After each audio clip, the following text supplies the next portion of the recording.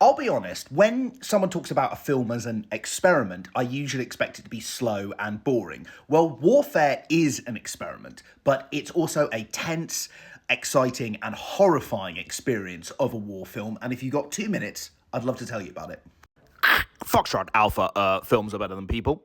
Warfare is Alex Garland and ex-Navy SEAL Ray Mendoza setting out to make as accurate a recreation as possible of a real combat event that happened to some Navy SEALs in Iraq in 2006, where they were attacked by insurgents, some of them were wounded, and then they had to survive long enough to be extracted.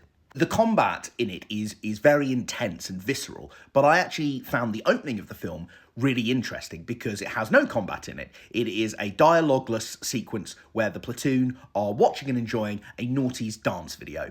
I found this sequence really interesting because I think it's very illustrative of the rest of the film. It doesn't give you very much. In fact, it wants to be a very minimalist film in a lot of ways. But what it does give you is very loud and abrasive and in your face. But then your brain starts ticking and you start to think, well, you know, who are these guys? There's no background, there's no sad story from back home, but you get a sense of them being very masculine and having a lot of camaraderie. And then beneath that, you kind of start to think, well, these guys are also really, really immature. They're just kids. Should they really be fighting this war? Is this war really winnable? This is not a picture of perfect military operators, not even good military operators, despite them being special forces.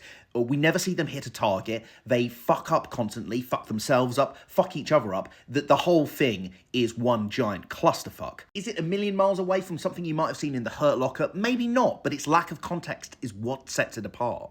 I think it communicates the pointlessness and brutality of war, but it's a conversation piece, almost a Rorschach test, and I think it begs to be dissected by you and anyone else you see it with, so I think it's really worth your time.